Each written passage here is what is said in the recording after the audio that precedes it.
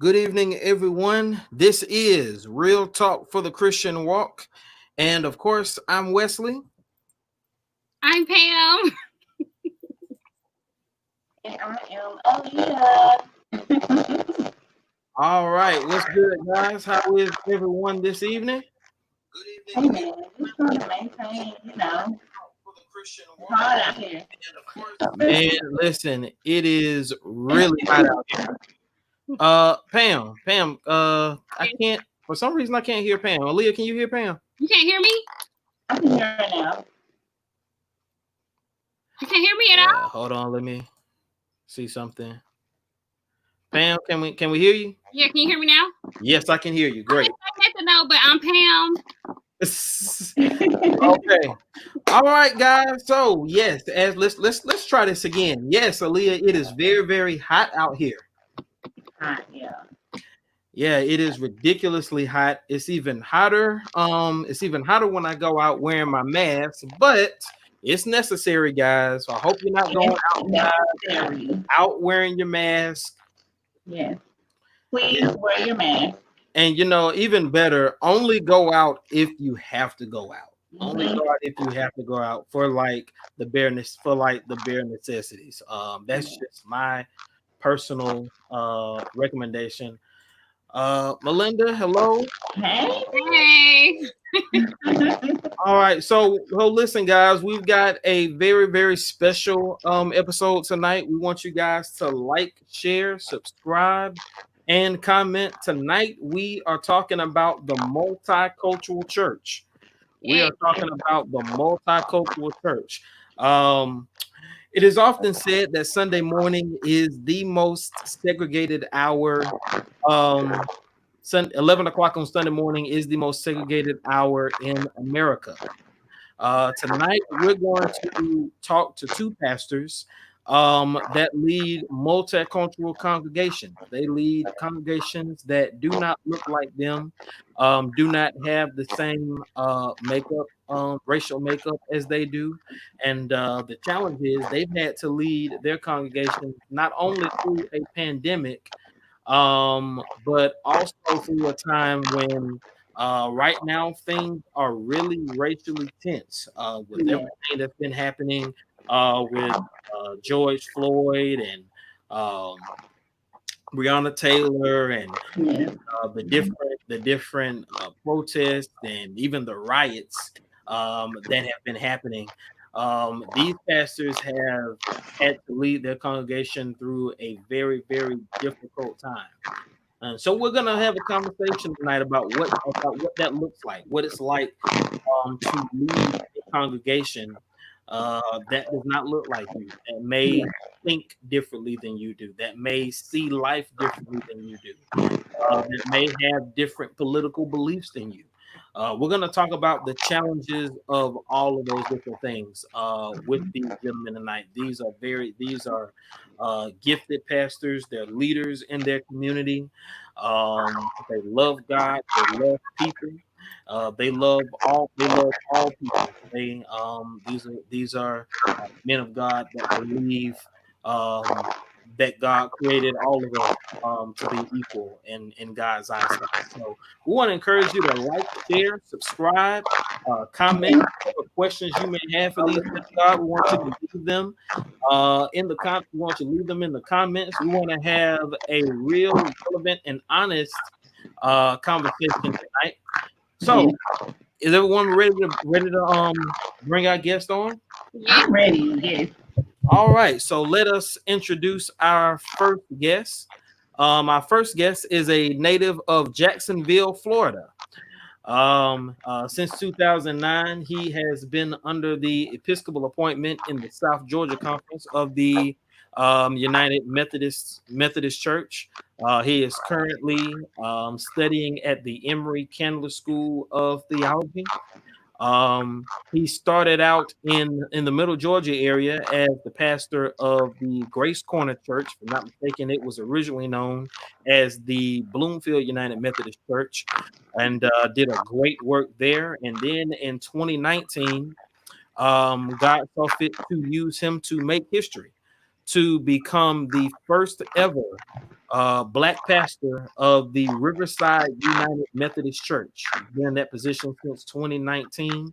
So he truly is a trailblazer in the city of Macon. Ladies and gentlemen, and also can't forget this, he is also a husband, proud husband and a father, in addition to being a pastor. He's married to his high school sweetheart, Nicole, and they are the proud parents of Antonie 2 and Minnie, their Yorkie pong. All right, so let's bring on the man of God, Pastor of Riverside United Methodist Church, also known as the Oasis of Love, Pastor Antonie Walker. Hello. Thanks for having me. Pastor Walker, how are you tonight? I'm hungry, man.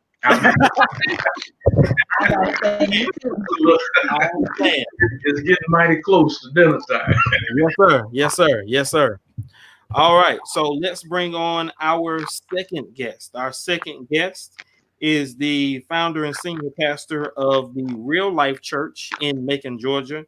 It is a 1,400 member multicultural Pentecostal fellowship of believers. In addition to being a pastor, this man is a proud husband to his lovely wife, Melissa, of 29 years. And they are proud, and together they have 3 children, Blake, Dalton, and Connor. Ladies and gentlemen, please welcome the pastor of the Real Life Church, Pastor Bo Turner. Hello, everybody. Hey. How are you? Good to be with you tonight.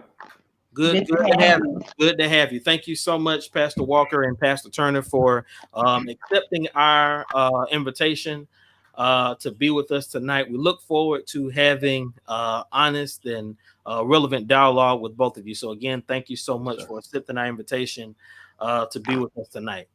And again, we do have pre-prepared questions for Pastor Turner and Pastor Walker, but we also want your input as well watching. So if you have any questions, drop them in the comments, and if time allows, we will definitely get to those questions. All right, let's get things started.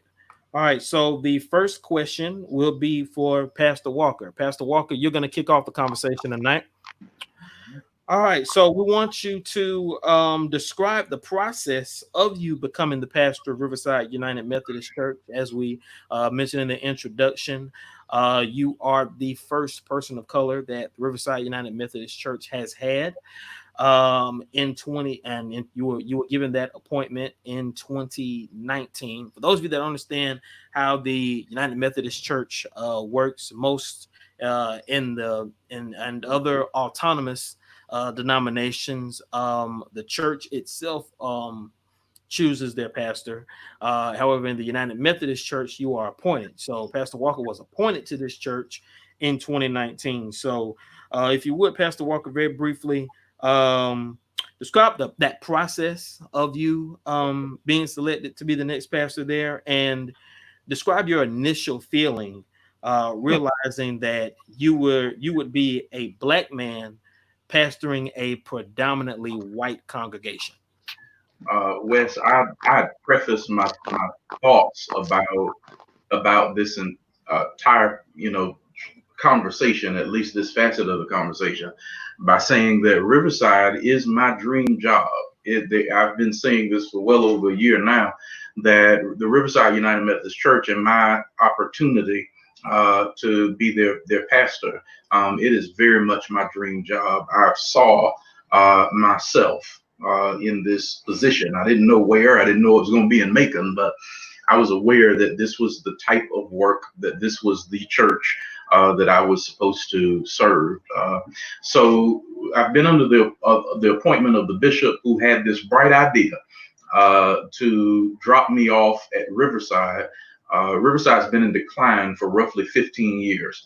It was once a church of about 1,500 members strong, and over the past 15 years, it has been a steady, not so much a steep, but a steady decline over a series of misfortunes.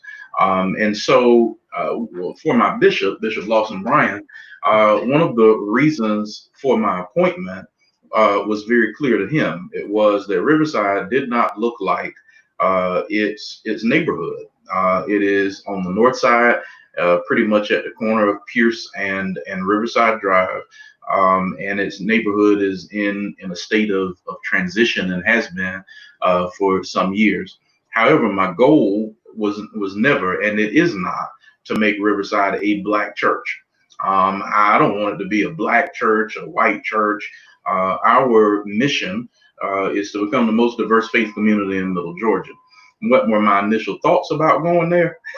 I thought the district superintendent was being funny when we had our first conversation about it. It was something that I felt drawn to, called to, but the answer was always no, that I was needed in Black churches in our annual conference. But I thought it was a joke, but found out he wasn't playing. He was quite serious.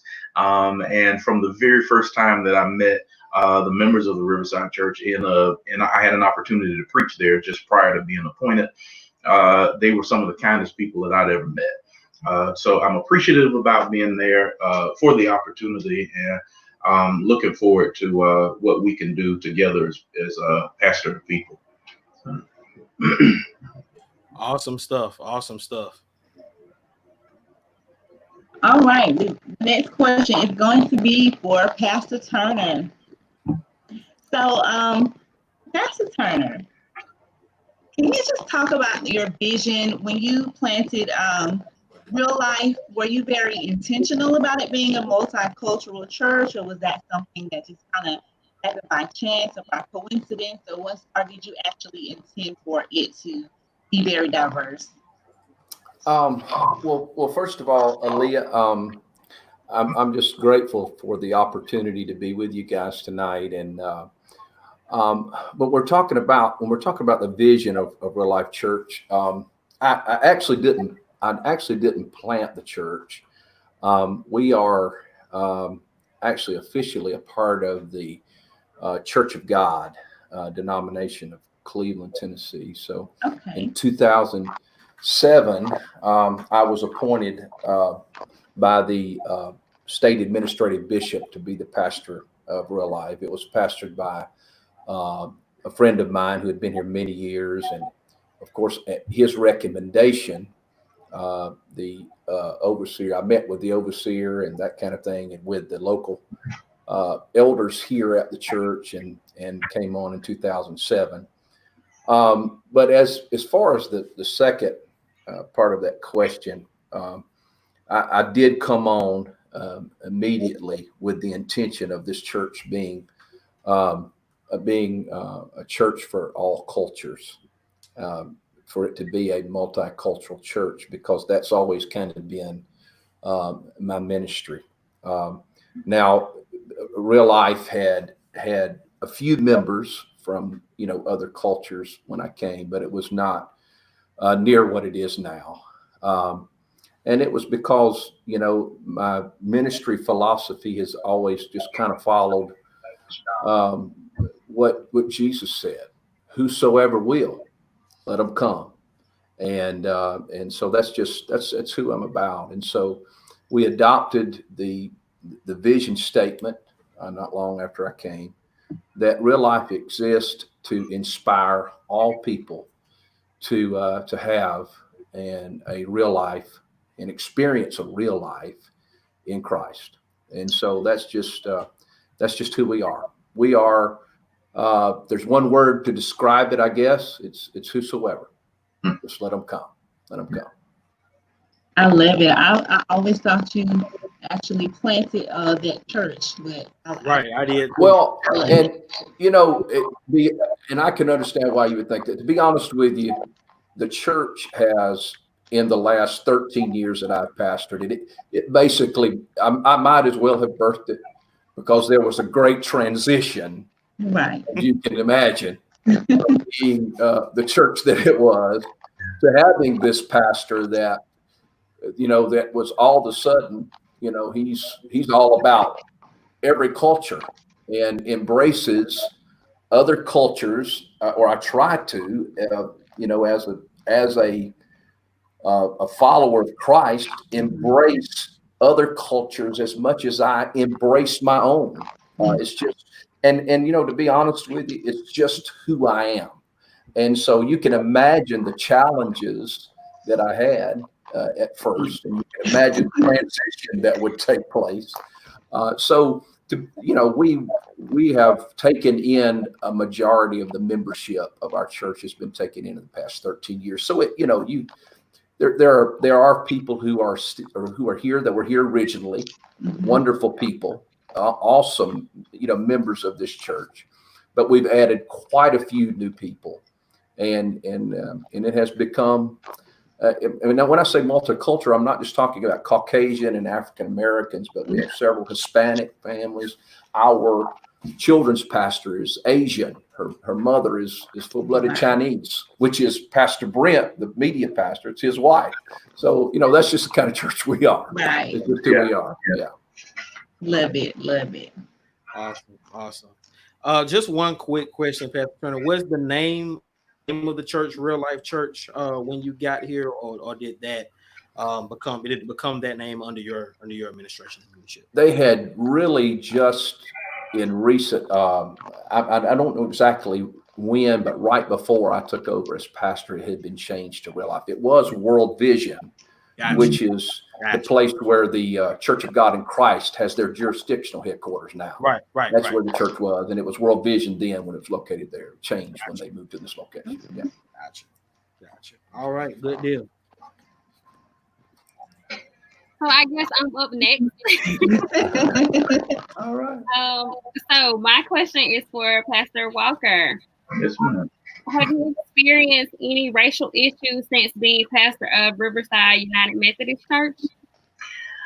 No, not anything directly for me. As far as I'm aware, we only lost one member because of what color I was. And I was planning to kind of go after that member, and then well advised not to. For me, I thought that anyone that, just give me a try, give me a chance, get to know me. I was planning to invite them out for coffee and spend some time in conversation with them. And very clearly, it was shared with me that just wasn't a good idea. And so, no, I haven't had that experience. I did in my prior appointment when we were across town in Bloomfield. I don't think I'd ever been called a nigger as much as my whole life as I was there. But here again, Riverside, some of the kindest folks I've ever met.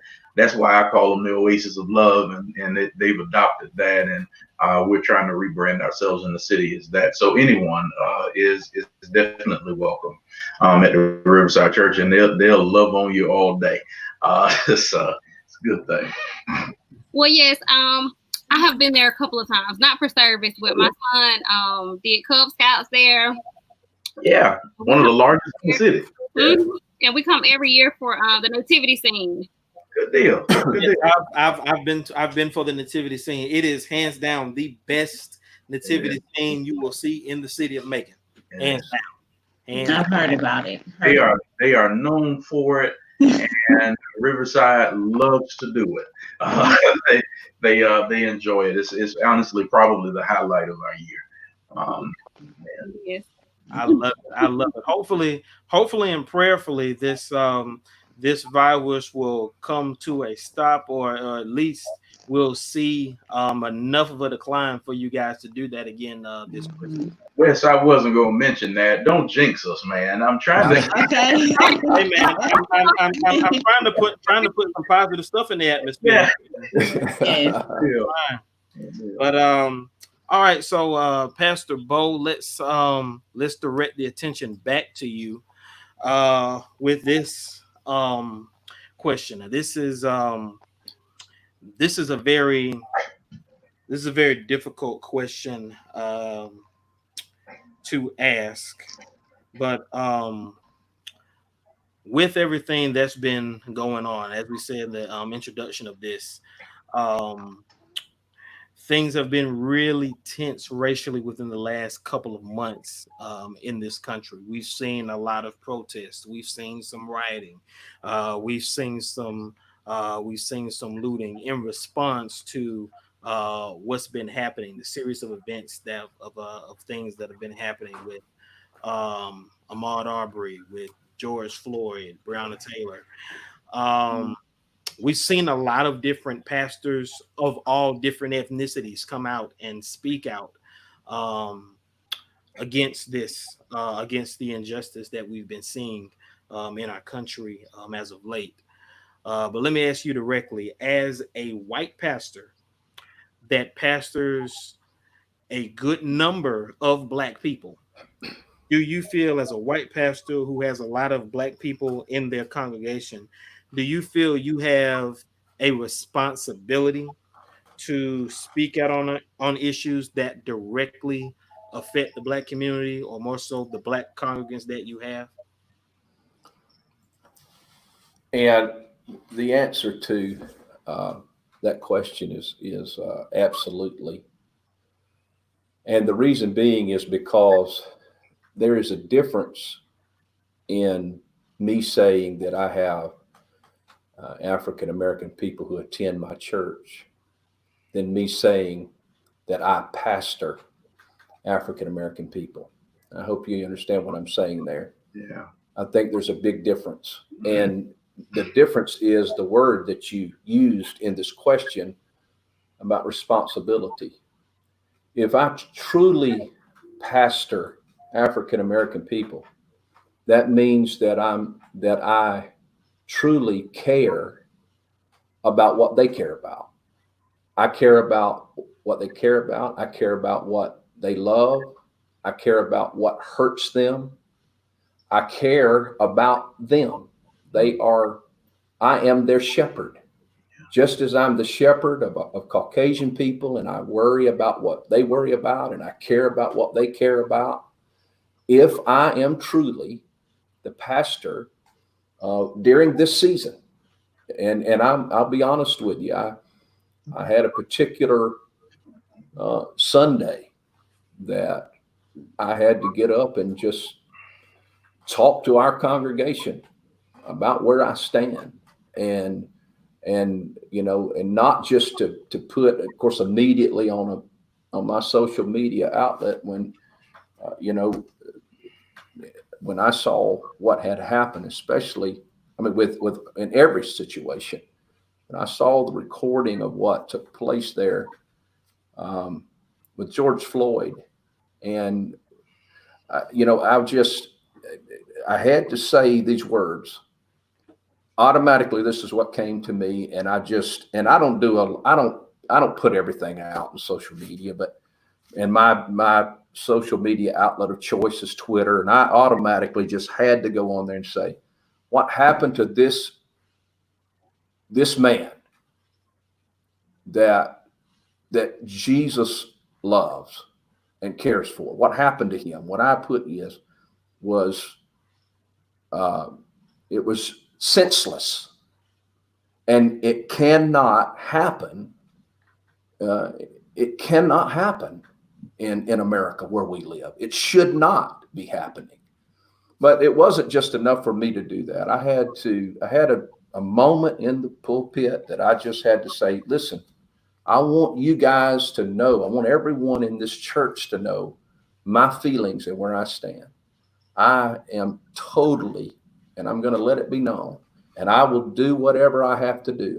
Not only am I going to fight for people that have my same skin color. I don't pastor everyone with my same skin color. I pastor people with, like I said before, not only African Americans, but Hispanics and all. I'm going to fight equally for each of them, and for me not to say something, and me not to stand up, and whatever I've got to do. If I don't do that, then I just have African American people attending my church. I'm not their pastor. Yeah. Wow. That was powerful. That was so good.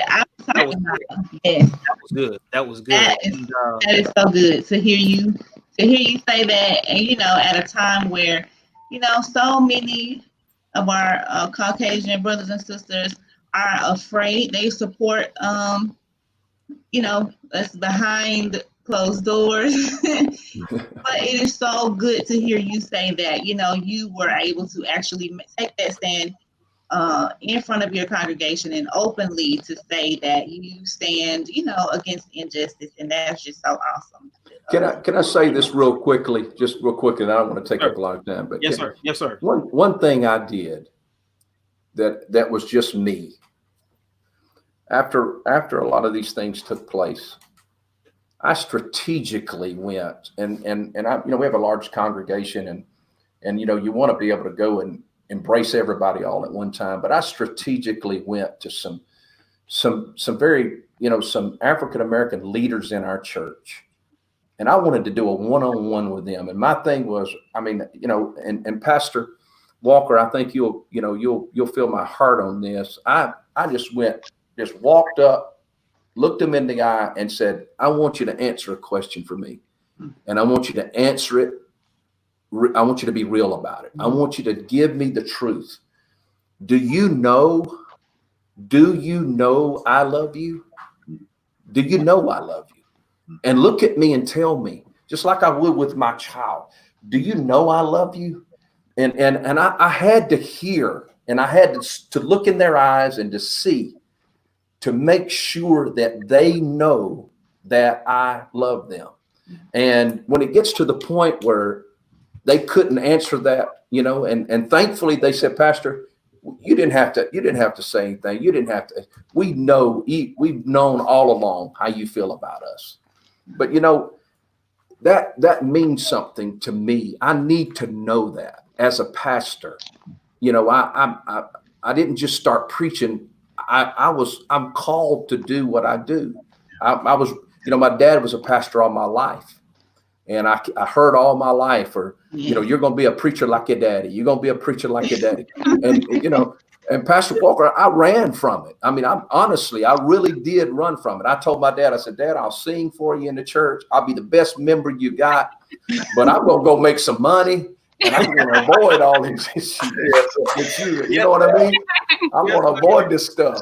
And, but being called, and it's almost like it was immediately that God gave me, He anointed me, and He gave me a love and compassion for people. Mm-hmm. And I was the guy that was finding himself, in places that, I ran several revivals as an evangelist where I would be the only Caucasian guy in the building. and I was having a time of my life because Pastor Walker, like you were saying earlier, I'm long-winded.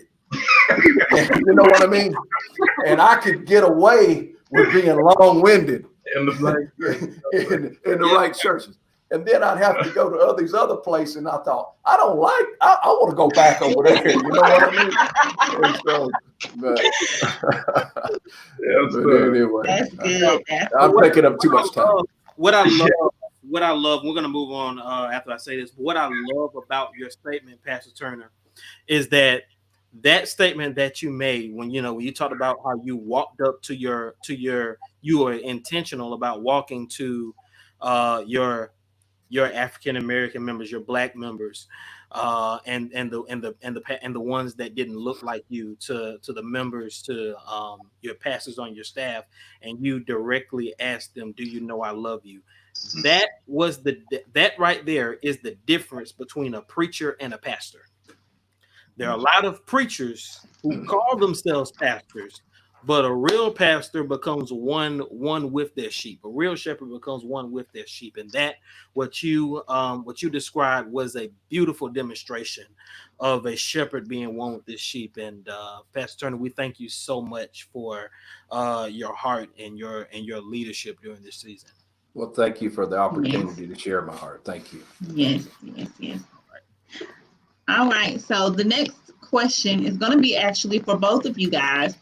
And I think tonight I've heard both of you all say that, your goal, both of you had the goal in mind for your congregations to be diverse and to include everybody.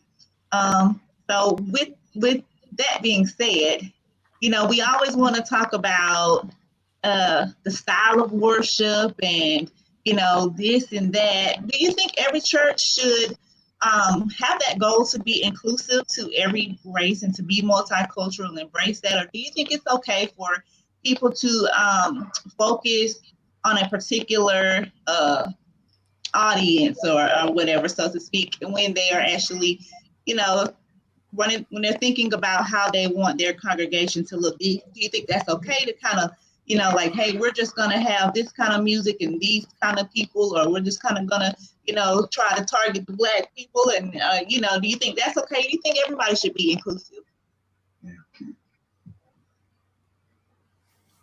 Go ahead, Pastor Walker. Yeah, so for me, I think there's a sense that we have to understand what we're called to. And I am called to do the work of being involved in multicultural, multiracial ministry. I'm very well aware that that is not for everybody. It not just pastors or preachers, but also for parishioners as well. There is absolutely nothing wrong with identifying with your culture. I share with my church at Riverside that it's not that me embracing my Blackness is not a hatred of your whiteness, or you being a Hispanic or Asian.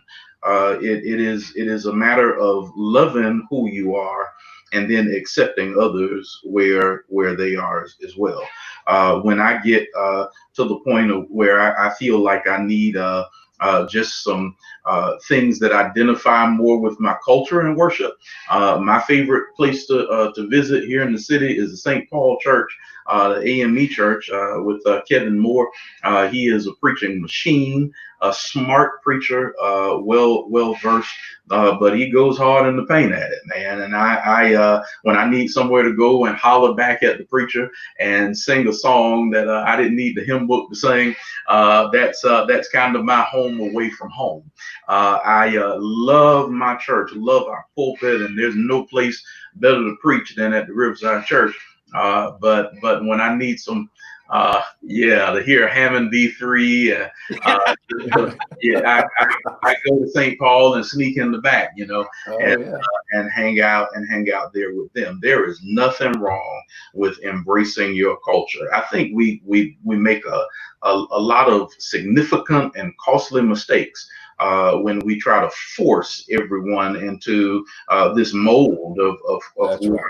You know, I just believe that it is okay to be you, and that is perfectly fine. We don't have to be at each other's throats about that. It is, however, important that every church, as Christians, if you're followers of Jesus, that every church needs to be radically welcoming, radically inclusive. That implies that you're just not a part of that congregation, but you're actually actively engaged in the work of that congregation. It's one thing for you to say everyone is welcome, but when they get there, oh no, they can't serve on the board, or oh no, they can't do this or that. It's a matter of not just them being welcome there, but them being included in the work of the church. So it's our job to be welcoming to everyone. It's our duty as Christians, as love distributors, is what Jesus Christ is called and commissioned all us to do. Absolutely. Well, you know, the more I hear Pastor Walker talk from the time before the program tonight up until now, I realize how much he and I are alike. I would open up just like he did, saying that not everyone is cut out to do multicultural ministry, especially probably on the level that he and I are doing it at this moment. Mm-hmm. And let me share. A few years ago, I have a really close friend of mine who Pastor Jim Raley, who pastors Calvary Christian Center in Ormond Beach, Florida, and he's a multicultural pastor as well. He's a Caucasian pastor that pastors quite a few African Americans and other cultures as well. And we were talking about it, and he said, you know, Bo, he said, I get approached all the time by people that say, you know, how do you get so many African American people to attend your church? And you know what I think about that is that if you're having to ask that question, then maybe you're probably not cut out for it. Yeah. And I don't mean that in a negative way at all. No. I just think that it's, you know, because people have asked me the same thing, and I really don't know how to answer them other than to say what I said earlier. It's always been with me a whosoever will approach. And so, you know, John, the famous verse of scripture that all of us learned from children's church, from John 3:16, for God so loved the world that he gave his only begotten son, that whosoever. It's through that gospel of John that we continue to see in John 3 and John 4, he says, whosoever drinketh of this water shall never thirst. In John 11, he said, whosoever receiveth me shall never die. In John 12, he said, whosoever believeth on me shall not abide in darkness. Yeah. And it's a whosoever will. And it's just been that way with me. It's just not, you know, I just go in, and everywhere I've gone and I pastored, then it just starts to become multicultural, you know, it was, I think it might've been Zach Williams. I think you guys know Zach. Yeah. I was on a program with him a week or so ago, and he says, this is what Zach says. You know, Zach said, I have to remind myself sometimes that Pastor Bo's white. Right. You know, right. And so, you know, I think it's just that, and I'm in total agree. I think we have to embrace our cultures. And I think we need in multicultural ministry, I know that Pastor Walker does the same thing, that we need to be able to celebrate every culture present at some point in time. Yeah. You know, we do a mixture of music in our church from time to time. You know, we got a lot of stuff going on. You know what I mean? And so. But I want to, you know, I do that because I feel like that's just who we are. You know, we may do something from William McDowell, you know, to start the service, and then we may do an elevation song, you know, next. Yeah. And then I might sing, He Touched Me before the service is over. You know what I mean? And get all them old school white folks all stirred up. You know what I mean? And so, because that's a part of my culture, right. Because my dad, you know, that's who he was. And so but I'm just in total agreement with the pastor tonight. I don't think we need to beat up on people because their churches isn't as diverse as our churches are. That's God's right. called us to do this, but I will tell you this. I am going to say this, and I don't, for the sake of making some folks mad, maybe, I don't know, but I don't want to pastor. And I tell my church this all the time. I don't care to pastor an all-white church. Wow. Ever again in my life. Yes, sir. That's not me. It's just not comfortable for me. Yeah. I need to get in the pulpit and I need to see color. Yeah. You know what I'm saying? I have to. I don't feel comfortable unless that's there. You know what I'm saying? Right. And so, but that's just, you know.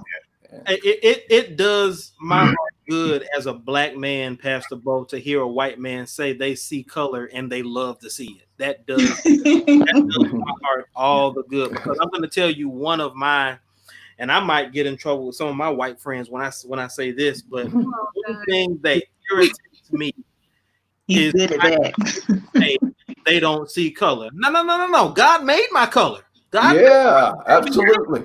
Yes, sir. Absolutely. I don't want you to ignore my color. I want you to ignore the preconceived notions that you may believe about my color. That's what I want. Come on.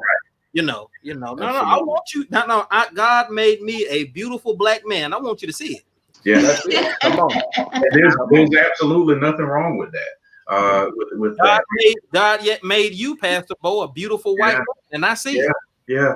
One thing that Pastor Bo shared that I thought was really important, and the thing that kind of clicked with me the most is that a lot of there are some people who are not called to this work that are attempting to do it because they are only interested in color diversity. But they're not interested in cultural diversity. Come on, Pastor. They just want you sitting in the pew, but they don't want you to be a part, really, of what's going on there. So they want your color, but they don't want your culture. And it is very difficult for you to sit in Riverside Church and to see my color, but not embrace my culture with it, because you're gonna hear stories about my grandmama and my grandfather and my neck. I mean, you're gonna hear those things. It's difficult. You'll hear the difference in the rhythm in my voice and the cadence of when I get too excited and I want to get speed up my talk a little bit more. If you talk about Jesus with me in Walmart, it'll be a cleanup on aisle 7. I mean, come on, Pastor.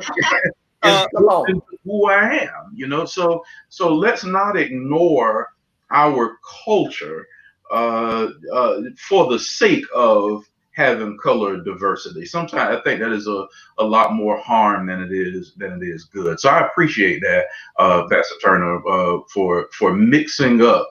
I'm new. You've been at Real Life for about 13 years or so. I'm a year into Riverside, and we're gelling together. And at the moment when we were gaining a lot more of progressive kind of traction, then we couldn't have church in person anymore. But it hasn't slowed us down, and I'm grateful for that. And I honestly believe that it is responsible. Being forced into cyber church in a way, it's been responsible for sending out a broader creating a broader audience for us to be able to share our message of love with. And that's what it all boils down to for me. It's just love, sharing, becoming an oasis of love in a world, in a community that's dry with hatred and prejudice, malice, hostility. That's the goal of the church, is to be a loving place. So. Man, I'll tell you, Pastor, that's good. Your church is blessed to have you. Oh, they are blessed to have you, and they need to listen to you, just like you want them, or they want you to hear what they have to say to you. They need to listen when you're sharing. If we truly care for each other, we love each other like we say we do, then they should want to hear about your grandmother. Yeah. You know what I'm saying? Well, honestly, and I'm like you. I'm gonna talk about my granny. You know what I mean? Yeah. My little 5 foot 2 inch granny that walked around in her homemade polyester dresses. You're gonna hear about her. Yeah. And if we love each other, then we have to have that. That's part of this reconciliation. Is what I'm teaching myself to do more. Is I'm teaching myself to at times to just be quiet and listen to what my brothers are having to say, and learn history and learn more about someone, and not have to and quit saying to them, oh man, I know where you at, I know what you've been through, I know. No, I don't. That's the fact. The fact of the matter, I don't know, but I want to know. Yes, and sir. The only way I'm gonna know what you felt and where you've been, is by listening. Yeah. And lending an ear, listening and receiving. Pastor Turner, that is the hard work, and listening is difficult to do, especially when you have your own experience. I'm sorry, are we talking too much? Did we? No, you that was did. good. It's That was good time still. We're in good time. We're in good time. You all. Yes, sir. Colossians chapter 1, verse 16 and 17 says, all things were made by God, and it's by all that all things consist. He's literally the glue that holds us together. What Pastor Bo is talking about is God scoops up into the dust of the ground, not dirt, but dust. The dust, by definition, is separated particles of dirt, which means he didn't even take us from the good stuff. He makes us literally from separation, and then it's only by his hand that's what was separated is glued, it's pieced together, and then he breathes into us life. Yes, sir. That's intentionality. The work that we're talking about tonight of being multiracial, multicultural churches, it's an intentional work. It's not easy. It is difficult work to do, but what aids that, what causes that is God's hand. And as I'm a lot of things, I'm a lot of things that I don't care to talk about on this program tonight. I am a lot of things. It is no secret in this city. I love cigars. I am a cigar smoker. If you see me riding in my car, one of my members, you go tell one of my members, I think I saw your pastor smoking a cigar. That is probably true. I am a lot of things. Pastor Walker, we might have to go out sometime. Pastor Walker. Yeah, you just made his day, Pastor Walker. I like my cigars with a little brown. I like my cigars with a little brown. Is it you are brown or a little more brown? And that's fine. Anyway, we'll talk about that. Out of everything that I am, one thing that I know about myself that God has called me into, He's called me into this work to love people genuinely. All right now. To accept them for who they are, how they are, and where they are. And that matters.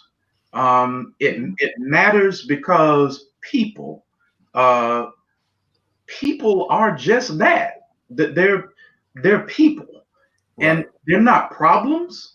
They're not. You understand? We're in the people business. Absolutely. Not white people and black people. We're in the people. Yeah, and that's that whosoever will that Bo's talking about. Mm-hmm. You cannot be Christian and not love me. You understand? Right. That's right. Pastor used to say all the time in the church I grew up in, if you don't love me, don't die, because you're not going where you think you are. You know, right now. It all boils down to love, and it is because of God's love for us. It is because of that He wants to express His love through us. The most beautiful line in our communion liturgy in the United Methodist Church for me is that so that we may be the world, be the body of Christ for the world, redeemed by His precious blood. Come on. It is His love that we express to others. And if you can't do that because I smoke cigars, right, or because I'm black, or because you're white, then you are not who you claim to be. Right. And so this work has to be bathed in love, agape love. It does not love me because of, but it loves me in spite of. Even though I'm not what I'm supposed to be, you love me anyway. But I'll leave that alone. That's good. That's good stuff there. It is good. Walker, is Riverside going to be investing in a Hammond B3 organ within? Hey, I've got Gail Pollock, she's been there. She's a professor at Mercer as well. Has been there for 47 years playing the pipe organ. It's the closest that I'm gonna get probably to. But she can make it say words though. She can make it. Yeah. I can tell you if my executive assistant is watching, and I think I saw her put something up there, man. You need to go ahead and book Pastor Walker for a meeting. We got to have this man come preach quick. We got to have him come quick. You know, it's amazing that you said the more you talk. I've already said this one time. The more you talk, the more I understand how. My favorite saying, and Pastor Brent, my media pastor, sat next to me, and my executive, I saw her on here earlier. They can tell you that one of the things I tell them all the time is we are in the people business. That's one of my. I had an old preacher from the country tell me that one time. He was dying of a brain tumor.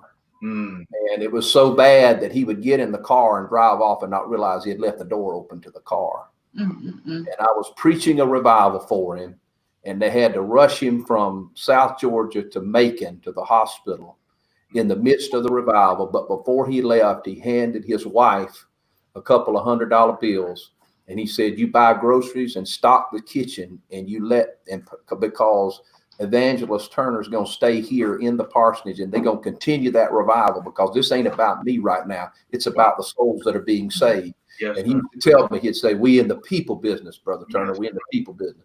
Yes, so I'm with you, Pastor, on that. It's all about people, man.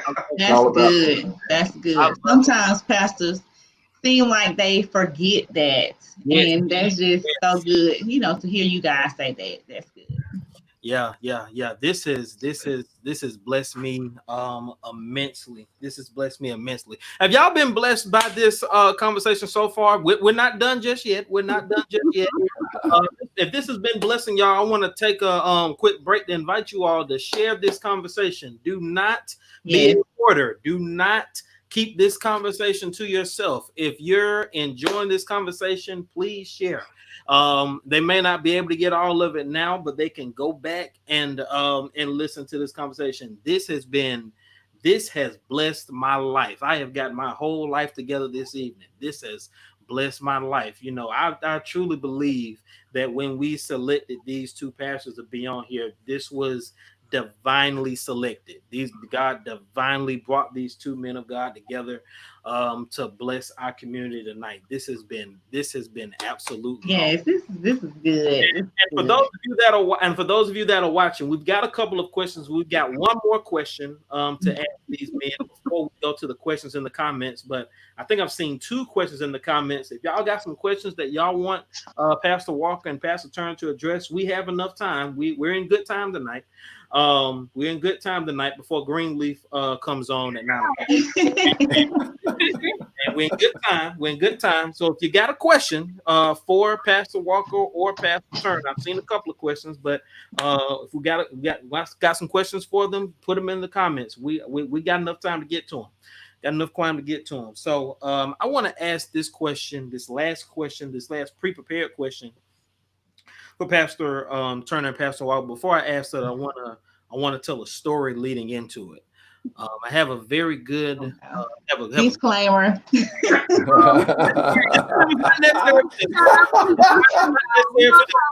I'm just kidding. I got some petty co-hosts, boy. All right. So I have a really, really good Caucasian friend that I used to work with. And her husband, she's my former co-worker is white, and her husband is black. Okay. They both were worship leaders at a church in Atlanta. Okay.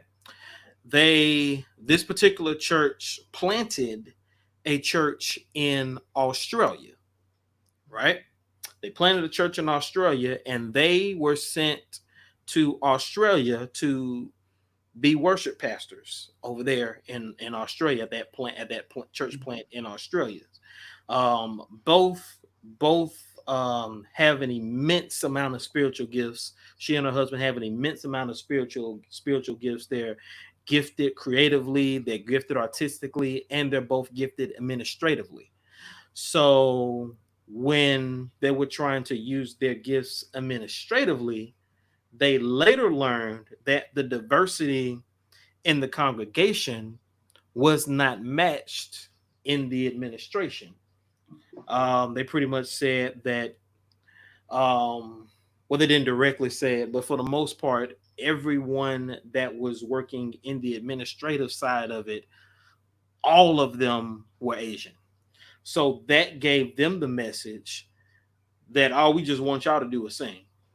Just sing, you're good. Despite the fact that they have other talents that they were willing to use, they were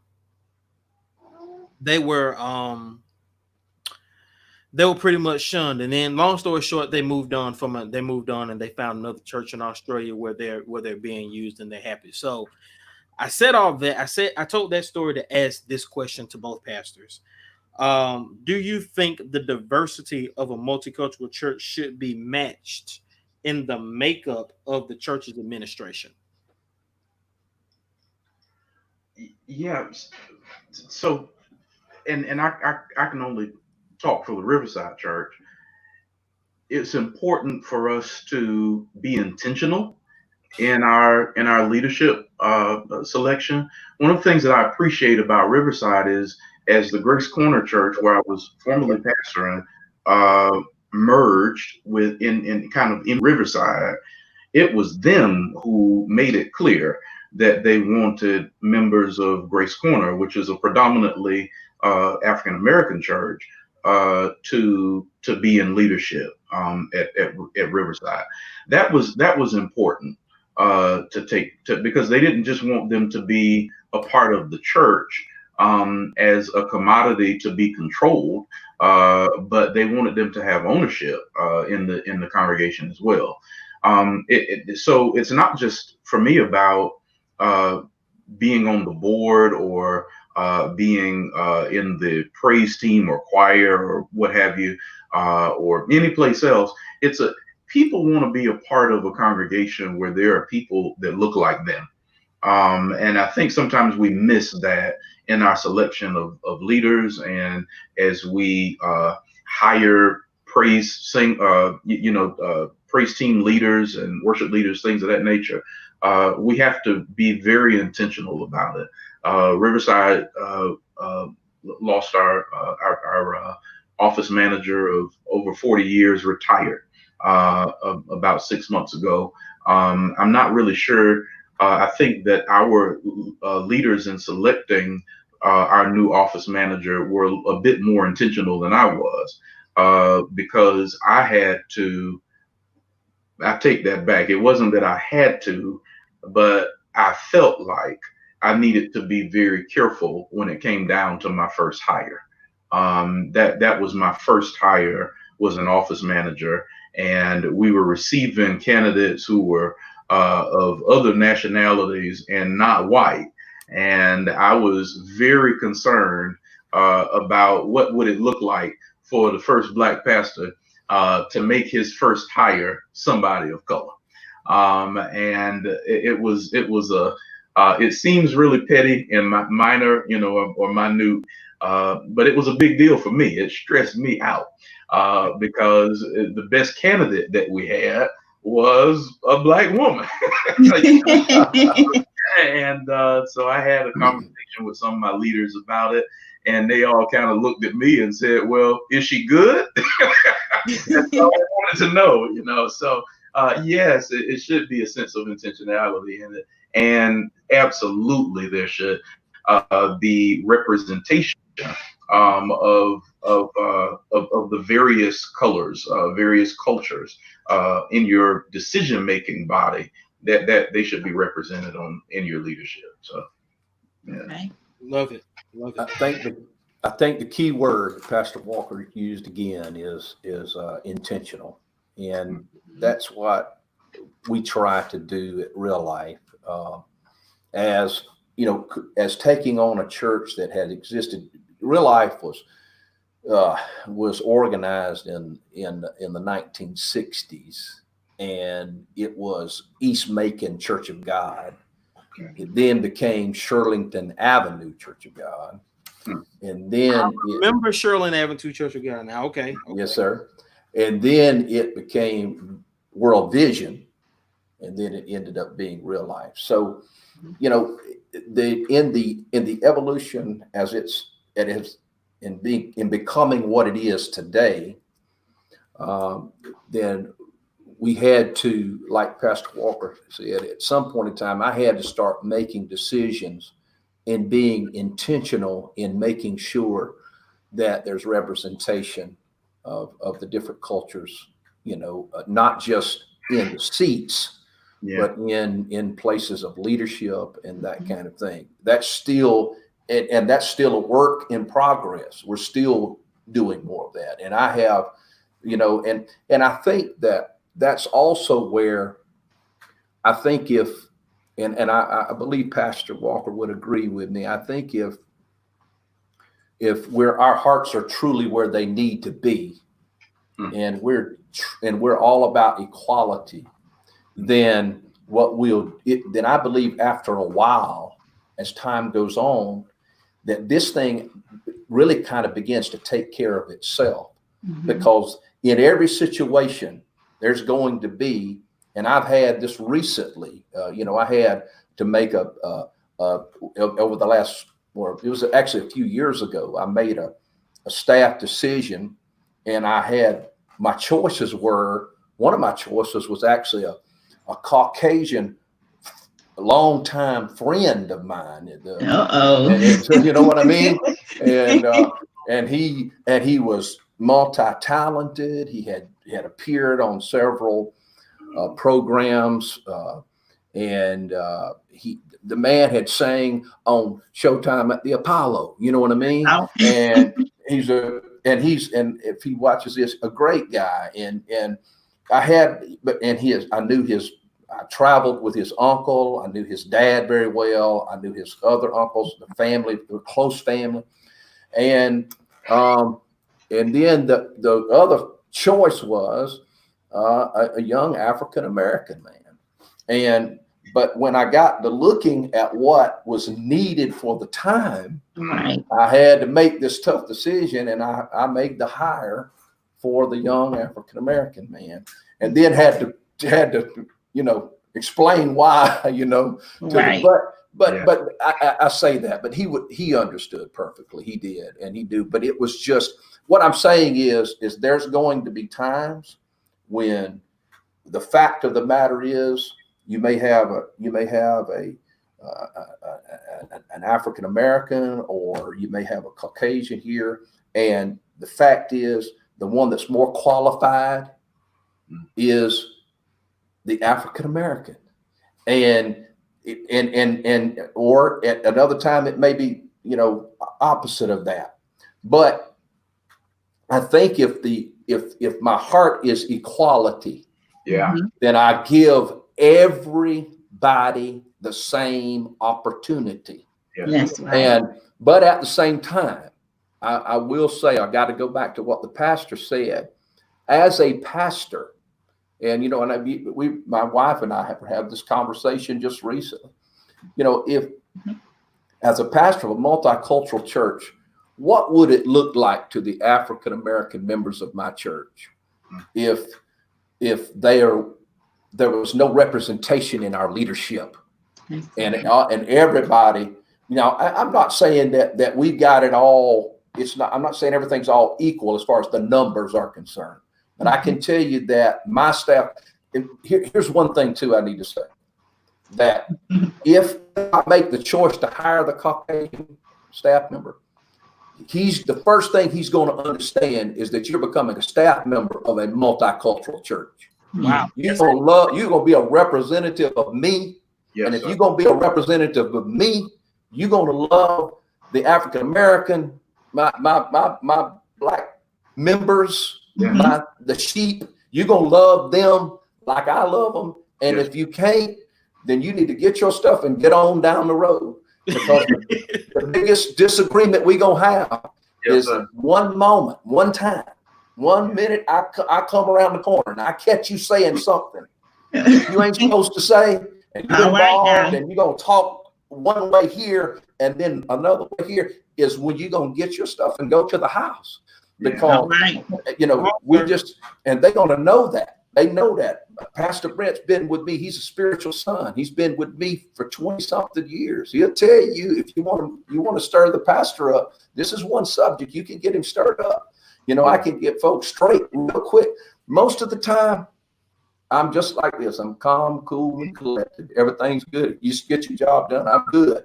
Yeah. But I don't do this. I don't do this racial divide stuff, y'all. Yeah. I'm not just here tonight because y'all asked me to come. I'm here tonight because this is how I'm passionate about the fact that I want there to be equality. In and not just in my church, but in my city. Amen. In this state. Yes, in this nation. You know what I'm saying? Yes. God, we're all made in the image and in the likeness of Almighty God. Mm-hmm. Yes, sir. Yes, sir. That's just all there is to it. That's all there is to it. And so now have I perfected everything? Am I trying to, because was my grandpa just like me? No, he wasn't. Yeah. And that's why we're sitting here right now. Talking about this is because I got to go back in time, and I got to make up for some things that he did, and to look at somebody and say, okay, well, I didn't live back. You ain't gonna put this on me. Yeah, he was my grandpa. Yeah, his name was William Turner. Yeah, you know what I'm saying. And I'm not saying he was a bad person. He loved people. He loved people, but he was affected by him, and on both sides. He was affected by the times. And so there's some things that some choices my dad made that he said, no, this ain't gonna be like this now. In our home, we're gonna make some changes, and I'm thankful for it. And then there was a change in my home. I make it abundantly clear to my sons, hey guys, we're gonna be in this house when nobody here but us. We're gonna be the same way here as we are when we're standing on that now. Yes. We love these people. Mm-hmm. I love it. And regardless of who they are, God, these are all God's people. And so, and so if we're going to be, if this thing's going to be, if we're going, and I'm talking too much, but if it's going to be what it needs to be, then I don't need to just say, again, I go back to saying, I don't need to just say I pastor. Oh yeah, I got a multicultural church. I got like my friend Jonathan Ziegler says, evangelist Jonathan Ziegler. I call him my little brother. Y'all probably seen Bishop Ziegler. Yeah, and he's a young, fireball, black preacher bandit. I'm telling you, this man can preach the paint off the wall. Yeah. And he's been my friend for a long time. He says, I get tickled Bo at going to some of these churches and they say, I pastor a multicultural church. Yeah, I got two sharp black families in mind. I'm talking about they're sharp. He said, I get tickled at people, people saying that. No, that's, multicultural ministry and loving it's more than just saying these people come to my church. Yeah. It's right. Them. It's okay for them to come to my house. Yeah. Wow. And I go to their house. Wow. Come on. For my children to hang out with their children. All right. Yes, sir. Their children to hang out and my children. Yeah. You know what I'm saying? Yeah. One of my good friends in my church, some people like to call them armor bearers, that kind of thing. This man is not an armor bearer. He walks with me on Sunday, but he's my friend. Yeah. His name is Danny Davis. Not only is he the man that walks with me on Sunday as my friend, he's also a deacon in our church. Mm-hmm. He's gone through and been ordained as a deacon. He's a part of the team that meets behind the scenes. You know what I'm saying? He knows things, and he knows things about me, and he hears me say things and saw things the way I've acted, because I trust him. Right. That he ain't going that when I have a bad day and I get behind the scenes and I have to let off some steam, he ain't gonna go tell everybody everything. Yeah. You know what I'm saying? He loves me, right. And so it has to be and I didn't need to get into all of that. I actually drank a Red Bull before we started tonight. I love it. I love it. But anyway, so it's all right. You can see these comments. The Saints want you to keep going tonight. Right. Oh, Yes. man. That's good. I'm right there with you. I can't stand. I think Pastor Walker, he needs a Hammond B3 organ at his church. He does. It looks like it. It looks that way. We're gonna get one, and we're just gonna tag team one night. How about that? That sounds good. I will be someone tag team. Real talk with the front row and center at that revival. Front row. Yes. You said something that I think is so important for us to catch, and for me, it was it kind of primed my preaching pump a bit. Was the fact of that I don't see this just as a work for our church. I see this as a work for the city. Right. You know, that have been planted at this time. This is a pivotal moment in human history, and the work that we're doing. I just don't think we're here by happenstance or coincidence. There needs to be change in our city, and I believe we're the conduits to do it. I just started a series Sunday walking through the first 8 chapters of Nehemiah. I call it Helpful Hints for Higher Heights. And all of us are incredible individuals, much like Nehemiah was. And the point of that is as an incredible individual, when we are confronted with a problem, then we have to do something about it. You can't stay in the palace, hanging out there. You got to get out of there and go and solve the problem that you were called, commissioned, charged to solve. And I think that this is a part of what we're to do in Macon. I've heard of Bo Turner, never met him before, had the opportunity to talk with him a little bit tonight prior to getting on. And one thing I know, kindred spirit right off the bat. We're called to the same thing. And and that's not a competition. We're not in competition with each other. We're in cooperation with each other. Kingdom building, being incredible individuals to do this kingdom work, because somebody's got to put these walls back up, to put the gates back up that have been burned down and destroyed. And one of my favorite preachers is Dr. Terry K. Anderson in Houston, Texas.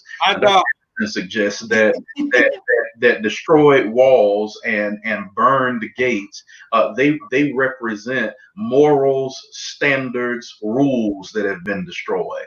And if that's the case, if they're down, then somebody's got to get a horrible case of the I can't help us and say I can't help but put this wall up. This is right.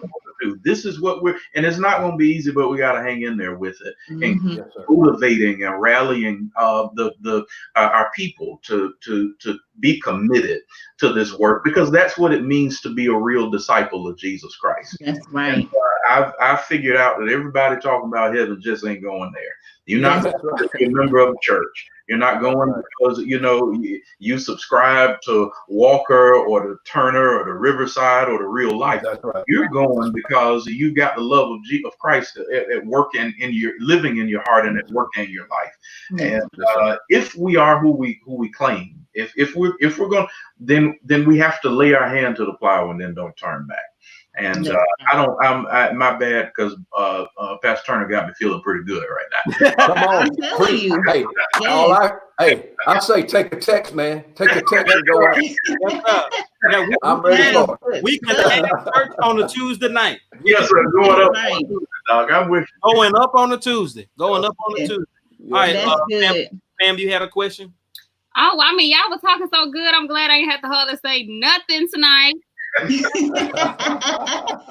Pam tonight. But I do want to know, since both of y'all's churches are known to bring the city out for like big events, like with the nativity scene, and in Real Life, y'all have the Harvest Fest thing, and then the Easter egg hunt. How much work goes into that? How many people do y'all have in that? And I mean, I'm sorry, y'all didn't hear me laughing. Did you mute me? no, we heard you. Oh, you heard me laughing? Mhm. Yes. People have no idea volunteers and planning and cash that we have to put behind to get involved in community events. It's not a complaint, it's just the reality of the work, because we love doing what we do and the being a part of that. It's an awful lot of planning, of cooperation, and that goes into to hosting events. But it is because those that are listening tonight that may say that that's well, is that a burden? It may be, but it's a blessed burden. Something that we enjoy doing, we love doing, we're called to do. It's an important work. It's funny, sometimes I get comments from other pastors that see our facility or know of our membership and like, man, I love to have, and I'm just telling them, no, you wouldn't. If you're lazy, it's not a good job for you. If you're not a good organizer or administrator, it is not a good job for you to have. It's real work, but thankfully it's not it's not so much a job or a career, it's a calling. And so it's one that I'm not tired of doing yet. That's it. Yes. Yeah. That's I awesome. tell you, community outreach is just, I'm with the pastor. There's so much involved in it. But, I tell our church all the time, I say,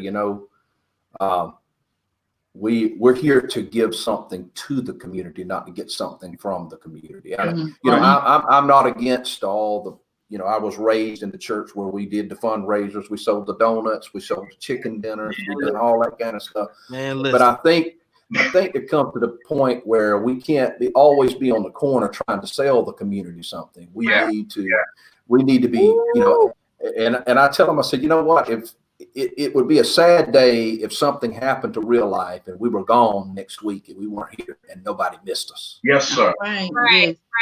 Wow, we need to be missed. That's a word. That's a word. In a season where so many churches and let's just go ahead and say it.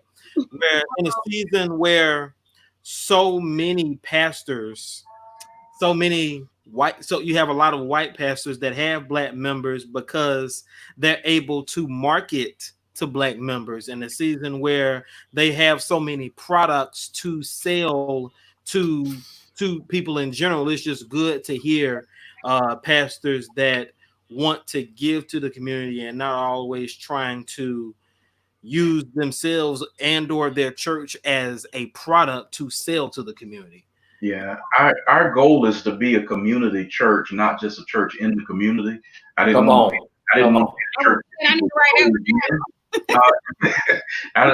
don't want to be the place where people just drive in, but I want to pastor the community.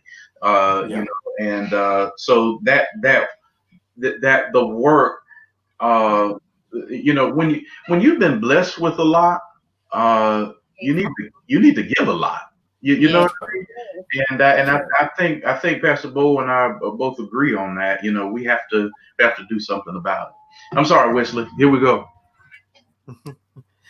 Oh, no. You're good. Just letting people see some of these comments. Let's while we got a minute, we got about 10 to 15 minutes. Y'all good to stay on for another 10 to 15 minutes?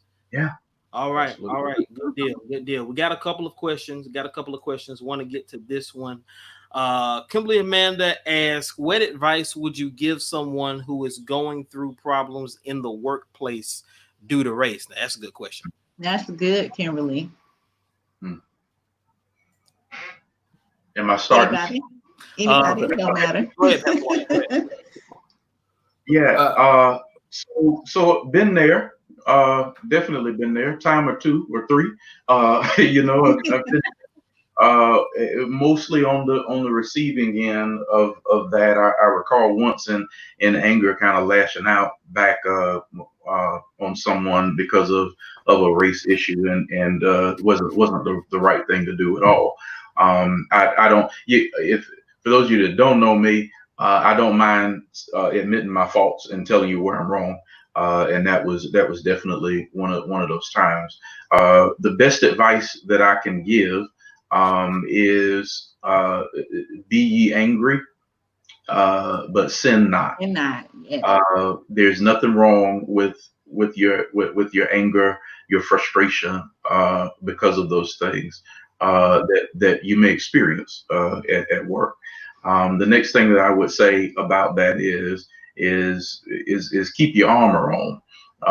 Be prayed up, because legislation doesn't change people's hearts. Transformation does that.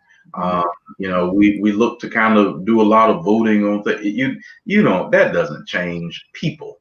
It may change the law, but it doesn't change people. So keep your armor on, stay prayed up, and ensure that your response is always one of love, one of mercy and kindness and graciousness. And the third thing that I would say about that is if it's really serious, if it's getting in that range, is to make sure that things are documented well. And I don't think that is an ignorant approach. I think that's a very smart approach. I also don't think that that's passive. Some may say, Walker, what you're talking about is really passive. She's looking for action. Well, the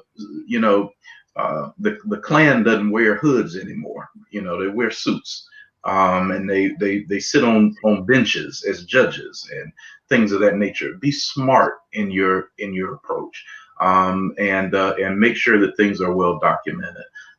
That's practical advice. Pastor Bo might be a little bit more spiritual than I am, captive on that. But I just wanted to offer those words of practical insight. So, absolutely. Pastor Bo, you got some on that? I agree with everything that Pastor said, and we have to. And you know what you find out is that even in the workplace, if God will be God there, and he'll fight your battles there. Yes. The battle is not yours; it is the Lord's. And here again, let me stop and say I don't want to come across too spiritual about that. I'm in total agreement with what the pastor said. You have to be. There are practical things that you have to do, and you better do in certain situations. And but you sometimes it's you're in situations and you don't know what to do. You can get overwhelmed, and you're sort of like Jehoshaphat was in 2 Chronicles 20, and you said, Lord, how am I going to deal? It seems like I'm in this overwhelming situation and things are coming against me. Sometimes you have to go before the Lord with a song. Yeah. And I don't mean scare everybody around you. But you do, you have to say, Lord, this battle is not mine, it's yours. And you can watch God turn your enemies on themselves. Yes, sir. Yes. You just remember you're God's child. Remember you are, God loves you and he cares for you. And he'll cause you, he will prepare a table before you in the presence of your enemies. He'll bless you and make your enemies watch. Yes, sir. Yes, sir. That's good talk there, man. Daniel is in. He's having a trouble at work. Is what Daniel was having. It was a trap set just for him, and they told him don't pray. This all started at work. It started to affect his spiritual life. But when he gets home, the Bible says he kneels down, opens the window facing Jerusalem, and he begins to pray. And they're watching him, and he knows it, and he doesn't care. But stand your ground, in that regard. You don't quit on that, because just like Pastor Bo was saying, the Lord prepares a table for you in your enemy's presence. that when a sheep would be lost, and the shepherd would find him, he would reach into his belt in a pouch, and he would pull out a cloth that had fodder and grass on it. Come on, sir. Lay down that cloth in it right there, and that's literally making a table for you, in your enemy's presence. Just a few minutes ago, that sheep was prey. But now that sheep is no longer prey, and the only reason why is because the shepherd is there.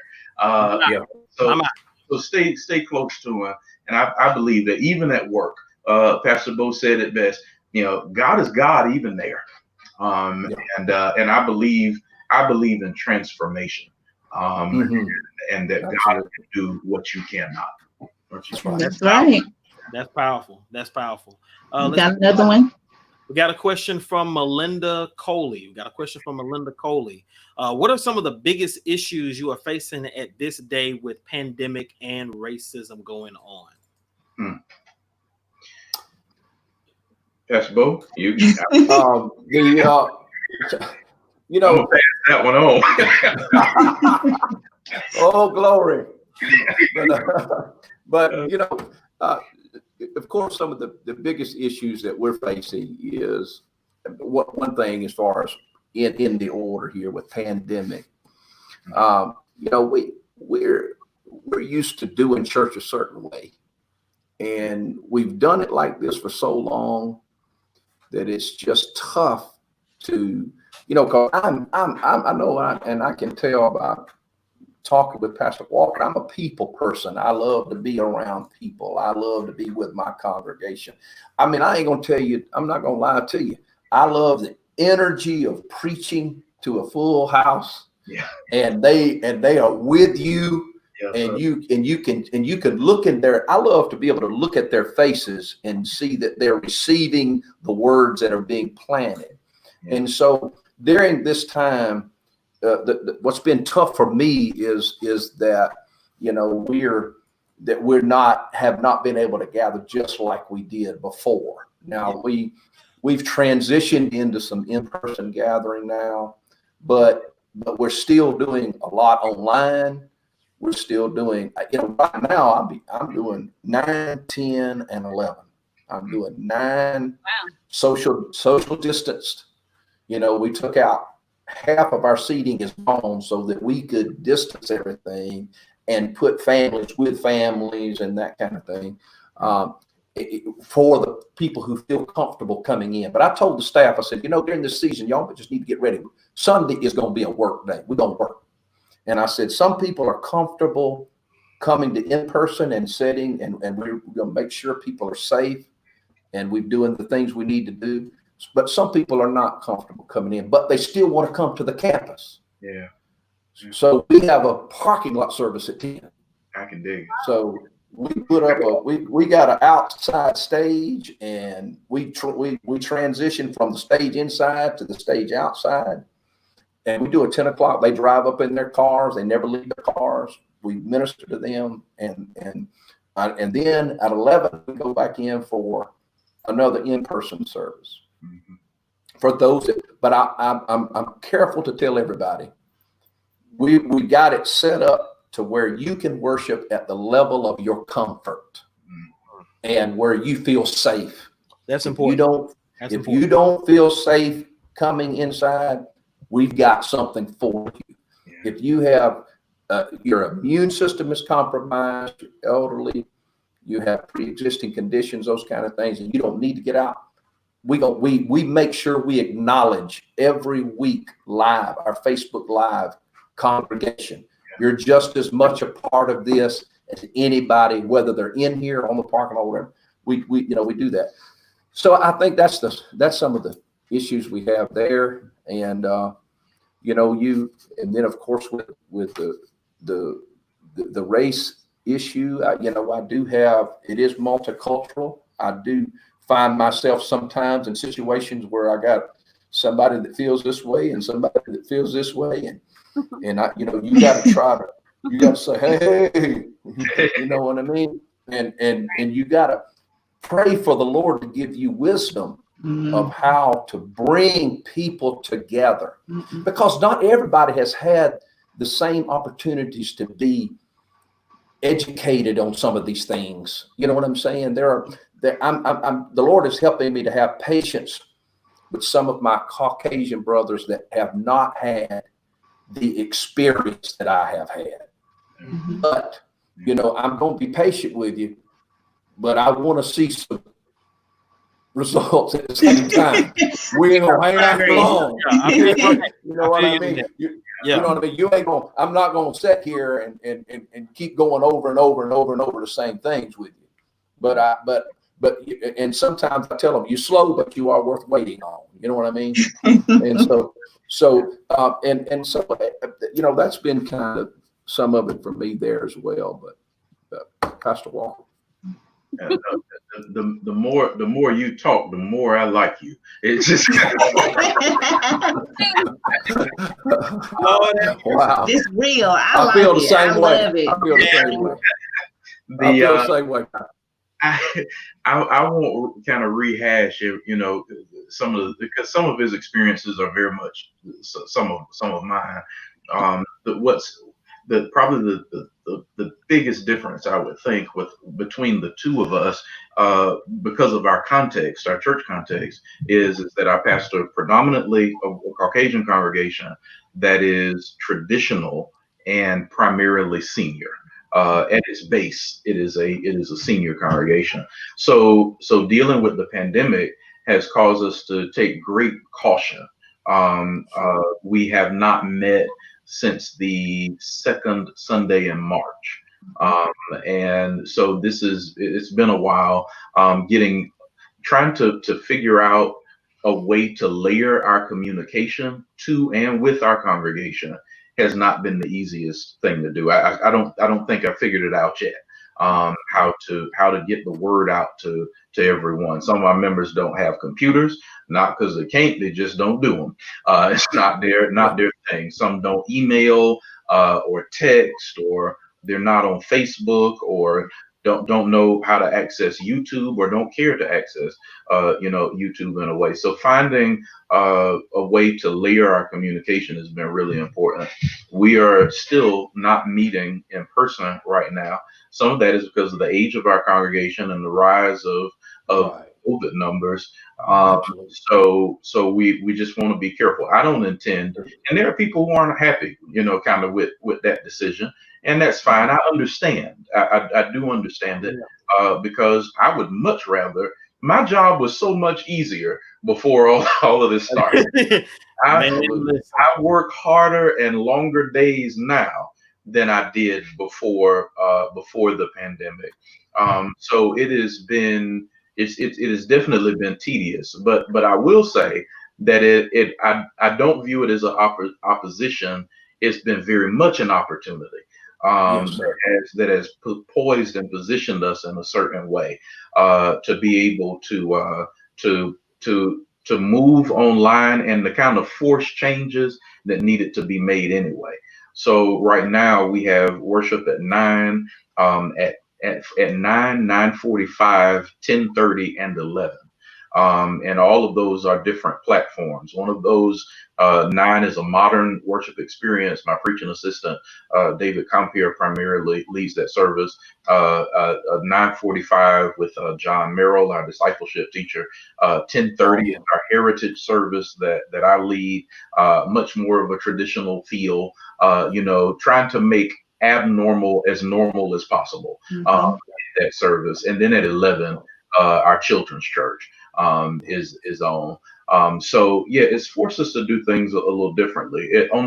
As it relates to kind of some of the race things, the only thing that I'll say about that is that I lead a people, just like Pastor Bo, of various positions, different political parties, different backgrounds and experiences.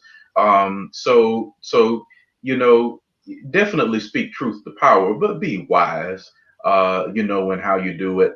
I am not of the mind to do much of that from the pulpit. for several reasons that we don't have time to talk about all of those reasons, but I'll say two things about that. One, from the pulpit, it is easy for a sound bite to get taken out of context, and then it runs on a loop, in the news, and now I'm getting beat up, in the press all week because somebody's too sorry to listen to my sermon. So I'm not of the mind to make a lot of comments from the pulpit, and I also believe that the gospel is strong enough on its own.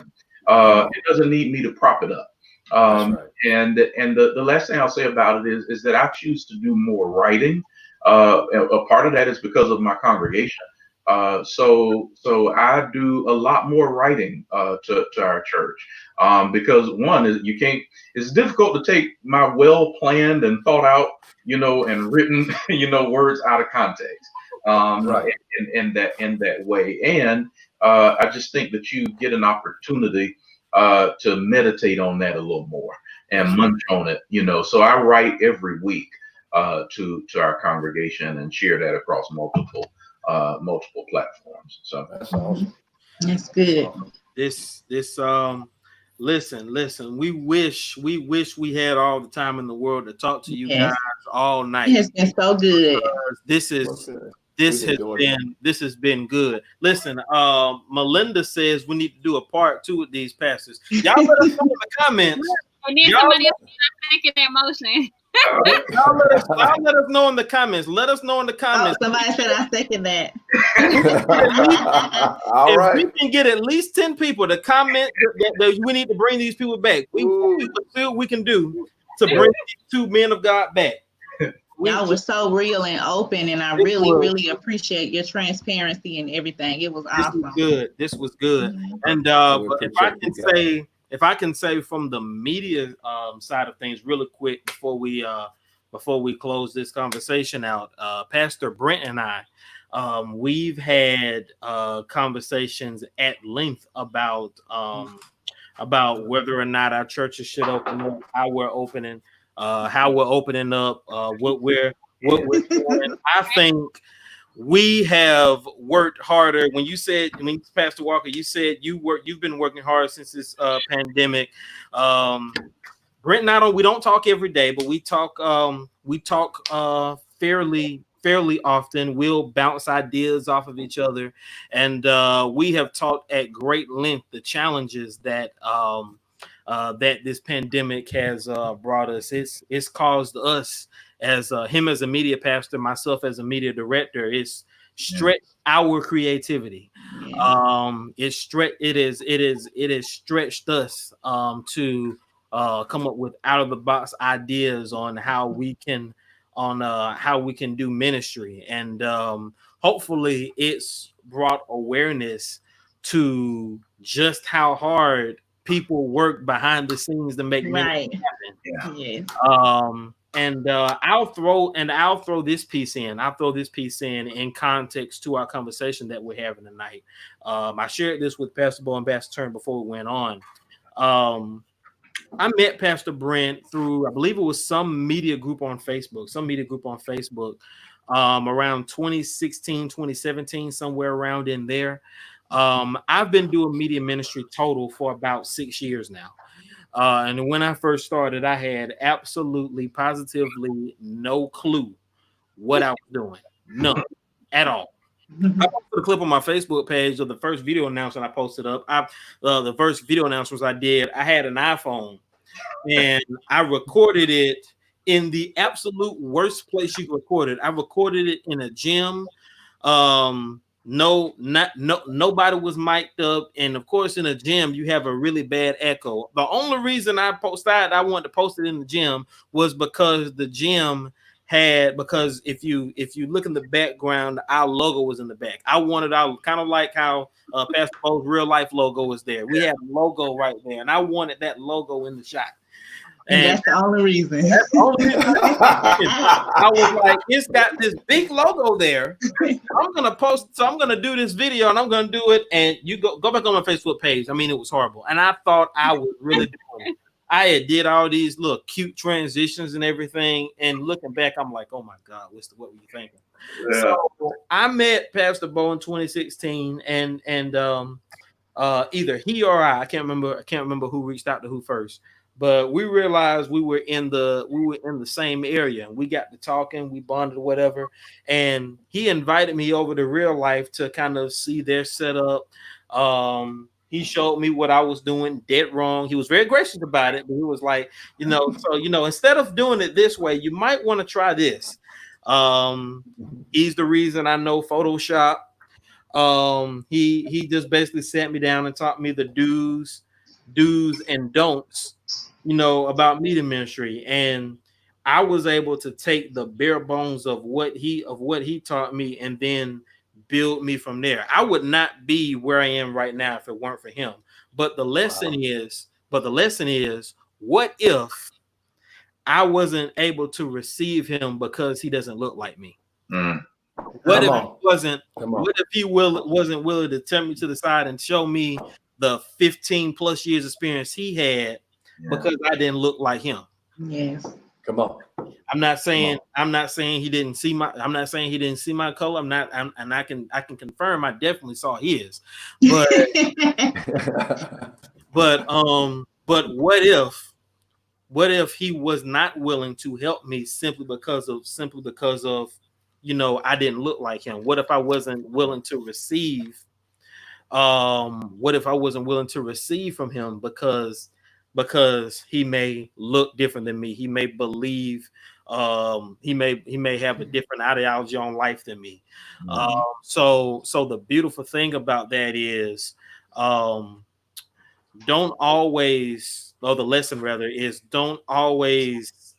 shun someone just because they may believe differently than you, they may look differently than you. Your blessing may be in a form that you don't see. That's right. Or a form that you don't expect it to come from.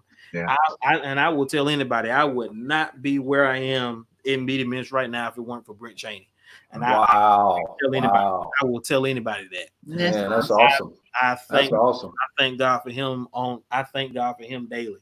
And when I transitioned, he was actually the first person I met. He was actually the first media person I met that was doing media full time. And outside of Pam and Aleia, outside of my family, Pam and Aleia, I think he was the first person I called when I got hired to do full-time ministry. So, it was. Come over here. Come over here, Pastor Brent. Give him a shout out. I'm about 20 seconds behind you, so. Wow. That's awesome. Man, that's great. That's great. Yep, I'm telling you, man, I won't be able to fit that head out the door. Man, you're gonna make. I'm gonna have to end up. You'll make me have to give him a raise or something. I'm sure he'll welcome that. Yeah, absolutely. Absolutely. Hey, well, I will say this. He speaks highly of you too, and as a matter of fact, the reason I'm on here tonight was that he came to me and he said, Pastor, they're asked that you be on this, and he really said, I think it's something that would be good, and I would like to see you do, and that kind of thing. And so he spoke very highly of you and your relationship, and I'm glad that you guys. That makes me feel so good that you guys have that kind of working relationship. And I want to give you a shout out, and I know Pastor Walker feels the same way to you media guys, because I'm gonna be honest with you, when it comes to technology, I'm I may look like I do, but I'm not with it. I'm just not with it. And I have the iPhone. They call it a smartphone, but I often tell the congregation it's a bad. Yeah, I tell the congregation, I say, it's a dangerous thing to put a smartphone in a dumb guy's hand. You know what I mean? And so, and that's where it's at right now. And what I do is just hand it off to him and let him do whatever's got to be done to it, and he hands it back to me. So I have to trust him. I promise you, I have to trust him. My wife gets on to me, because I always say, I got to take this to Brent. Brent's got it. She said, why don't you learn a little bit about that thing for yourself? You know what I mean? But anyway, but we appreciate you guys. This program's amazing. Well, everybody wants y'all to come back in the comments, and then my cousin, she just said, yeah, we got 10. We got 10. We got 10. So yeah, we got Pastor Walker. We got to figure out your you guys' schedule so we can bring you back. This has been awesome. This has been great. Yes, we've enjoyed it. And I just believe in my heart that this content and context tonight has helped break down some racial walls, barriers. Thank you, Lord.